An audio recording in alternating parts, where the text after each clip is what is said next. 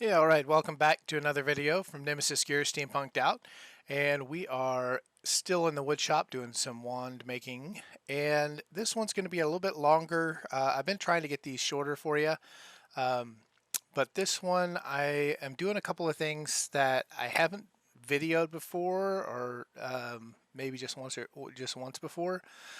So this is going to be a little bit more complicated. It is a two different wood wand. The handle is going to be made out of walnut, and the shaft is maple. But I'm doing sort of something different here because of the way this is going to be made. Um, I'm putting a tenon on the blade of the wand on the maple, and I'm going to be drilling out a hole in the walnut wood and joining it that way. And the reason that I want to do that is I want to show you how I put a spiral design into the blade of the wand. So I want to be able to work that differently, and because I do that on the flap wheels on the drill press, I wanted the blade of the wand separate, but I still want a good joint on there, so that's why I'm going to do the tenon method. So, but we'll get to that as we go. I also do some fancy wire inlay and ebonizing on this as well. So this one got rather complicated, and I've edited out quite a large portion of the video for time's sake, and it's still almost 17 minutes long.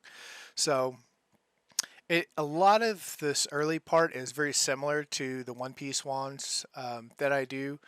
Uh, I'm going to go ahead and turn my shaft down, the blade of the wand, and get that close, but I'm leaving this thicker than I usually do. And the reason I'm doing that is so that when I do take this to the flap wheels and put the spiral in it, it's not too thin to work with. I need to have some to work with there. So it's a little bit thicker.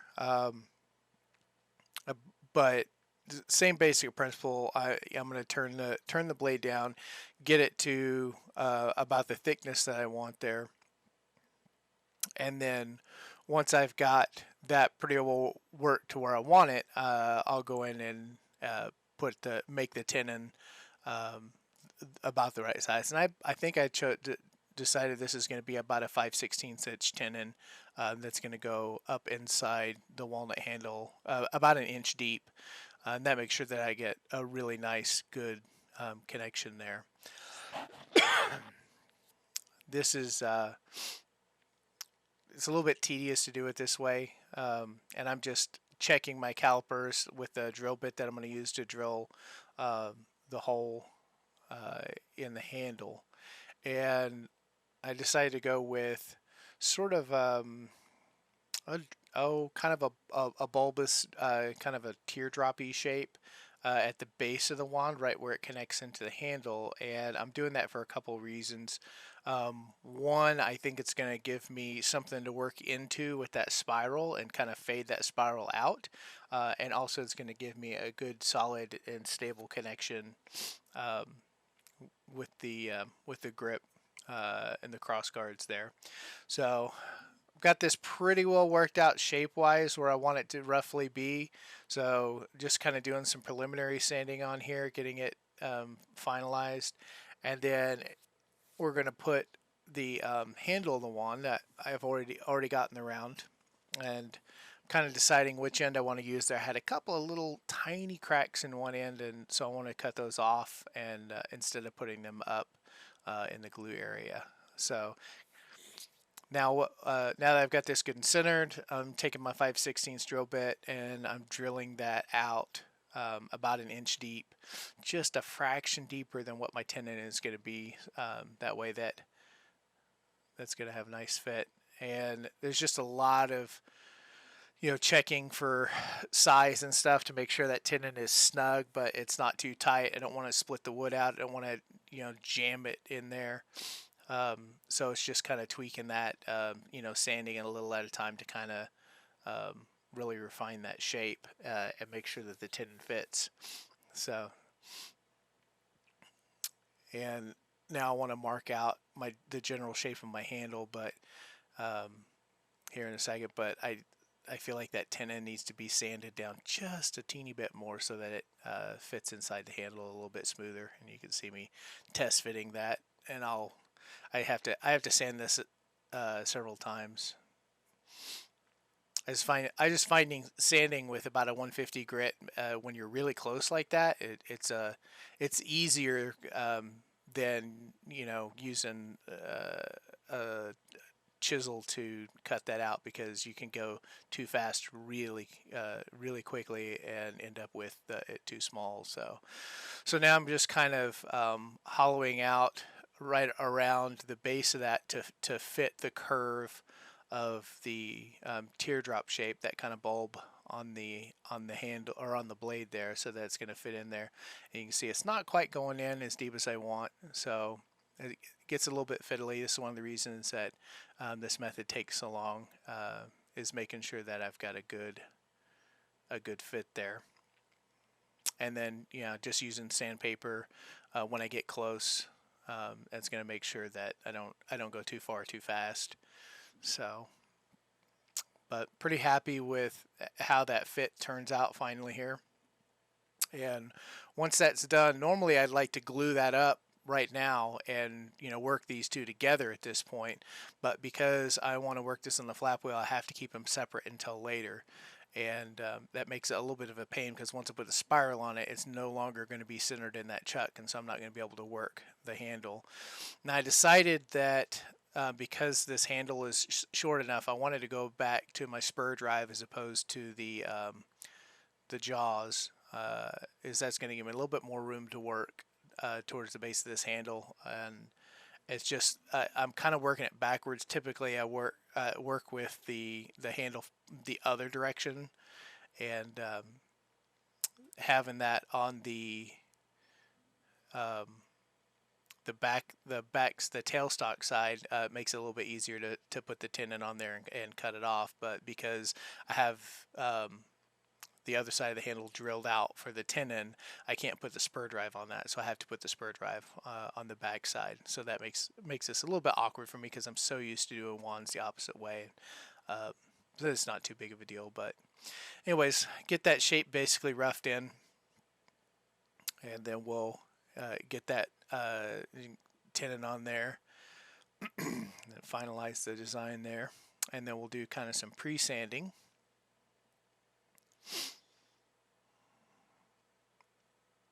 Get that tenon really close to coming off, but I'm not going to be able to, because this is not in the jaws, I won't be able to just cut it off, so I'll actually have to trim this off with a saw. Now I'm going to go ahead and put my wire burn marks in here, because I am going to ebonize this. And again, doing that wire burning really helps kind of contain the ebonizing solution to just the areas where I brush it, so it doesn't leach up the grains of the wood there into adjacent parts. And I just like the look of it.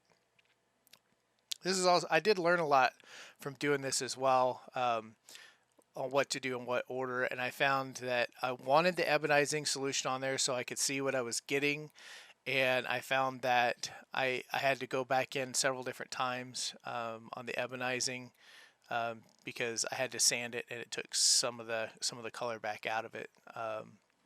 Once I have it on there, and I have the blade of the wand chucked up just so that I can keep it stable while I work on the handle. It's not glued in yet, and I'm just gonna put my spirals in, and I'm actually spiraling this the opposite direction, and that's because I want it to match the spiral that I'm going to put in the blade. And once I have the spiral there, then I have to go in and wood burn the grooves into this, and this is going to allow me to put my wire inlay into those grooves. And I want want those to be glued in with a cyanocrylate, a CA glue, so that they're going to have a nice solid durable fit there. So now that I've got that done, I have to go in with the wire brush, clean that up, and then of course once I sand that out, then I'll have to re-ebonize this. So this is where I'm drilling little tiny holes. This is where I'm going to set my wires into, and I'm putting one at the ends of each one of those wood burns. So that gives me somewhere to inset that wire, make sure that's not going to come loose.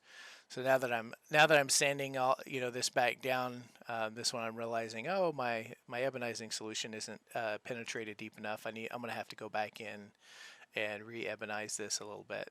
So, and I'll do that.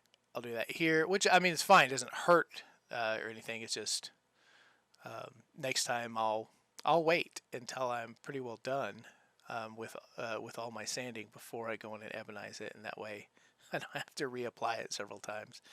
So, and that's just cleaning that ebonizing, burnishing that, and getting that set up. That's all looking pretty good. Still pretty happy with that. Now you can see I just took a piece of scrap wood and drilled a hole in it. That's going to help me hold this while I work on these flap wheels. And so what I do on here is, and this section is a little bit longer. I didn't cut out as much because I kind of wanted to show this process. I haven't done this before, I don't think, on video. So what I'm doing is I'm taking the various flap wheels, and I think I'm starting with about an 80 grit flap wheel here, and that's going to, it's really rough, but it's going to remove material rather quickly. And you have to kind of be careful. I like to start with a 120 if I can, but that maple wood is really hard, and it just takes forever to do with a 120. So if I rough it in with the 80, then I go in with the 120, and then or the 150 grit, and then the 220 grit, and then the 340 grit to finalize it. And you'll see I'm just starting that spiral, and I'm working the groove deeper and deeper until they pretty much meet up, and that kind of gives me that ridged spiral unicorn horn almost feel to it, I guess. I don't know if it's really unicorn horn, but it's kind of what it feels like to me. Maybe a shell or something. And then this is the really fine grit sandpaper or flap wheel here that I'm using to kind of really finalize this. And this gets that maple wood gets really shiny. And you saw me just run it back and forth quickly over the whole thing. And with that really fine grit, that's not going to off my ridges. It's just kind of smoothing out any sharp points, and just kind of do that final touch on all of it to make sure it's all nice and smooth. And yeah, that turned out really well. This is kind of a tough spot because I like to work this. I just kind of clamp it into the lathe while I work, and with that spiral on there, it's now not perfectly round at the tip, and it's not perfectly centered. So even though I've got a couple of pieces of wood that I've made just to kind of to fit the tips, the different size tips and ends of the wands, it's not going to be centered in there, but it worked well enough for me. I'm not spinning it right now. I'm not doing any, I'll do some cleanup with sandpaper and stuff, but this allows me to kind of hold it in place while I'm working and go in and do this wire inlay. And I did a different video on this wire inlay technique that I'm using, and on a different wand, and so I'm not going to spend just a ton of time. I think I show how to set the first and the last wire, but this is just a twisted brass, two pieces of brass wire that are twisted together, and then I'm setting those into the holes that I drilled, and then using CA glue. And I've got two different CA glues here. One of them is a thick, more of a gel that I'm putting down inside the hole to kind of fill and really be a good solid bite around the tip that's going inside the hole. And then I'm using that really thin CA glue on the wire on the handle itself on the outside, and that really runs down right like all in between the wire and the wood and all all the little bits and cracks, and that gives it a really solid mechanical connection to the wood itself, and that seems to hold really well. It's kind of a pain working with the CA glue because the thin stuff, you have to be really careful if you get too much. You can see there's a couple places there where the droplets, they run down the wire and they pool on the bottom side. And so that just means it's more to work back off of there later. So, but this all went pretty well according to plan. Again, time consuming. There's a lot of different things on here that were rather time consuming, which is why the video is so long. But ultimately, this worked out nice. I've got that wire all done. I'm just gonna clean up the handle. We're gonna steel wool it. I have the lathe pretty low speed here, just to kind of get a basic idea. But as you can see with the steel wool and stuff and taking off that excess um, super glue, the CA glue, I've taken off some of my ebonizing solution again. So for the third time, I'm applying ebonizing solution to touch that up because I want that nice black handle to show off the shine of that brass wire in there. So, but that all seemed to work really nice. I'm just kind of polishing this up. Now to protect this, I did go with a lacquer on this, and that's going to protect that wire. But in order to do the lacquer, it's very, you put it on lots of thin coats, and then in between there, I'm sanding. This is where I have the first couple of coats of few coats of lacquer on there, and I'm sanding that lacquer nice and smooth before I put my final coats on, and that's what I'm doing here, as you can see. And lacquer is nice. It's not, it's not. I usually prefer an oil and wax. But the lacquer, does have a nice finish. It doesn't go on as thick as like some of your other clear coats and stuff. And I do have a really nice lacquer that I use that is made for musical instruments, and that's going to keep that brass from tarnishing. So it's rather expensive, but as you can see here, with the final coats and stuff on there, it looks really nice. And once this is cured, I do put a coat of just a protective wax coat on this as well for more durability. But you can see it's got some really nice color. It's got a bit of a shine to it. I don't typically have my wood quite this shiny, but the oil and wax finish is just something that I couldn't do with this. So, but anyways, I was really happy with the way this turned out. Again, showing a couple different techniques I hadn't before, so I hope you enjoyed it, even if it was a little bit long. But if you did, give me a thumbs up and subscribe, and keep checking back for more. We'll be doing more videos, as time goes by. So thanks for watching.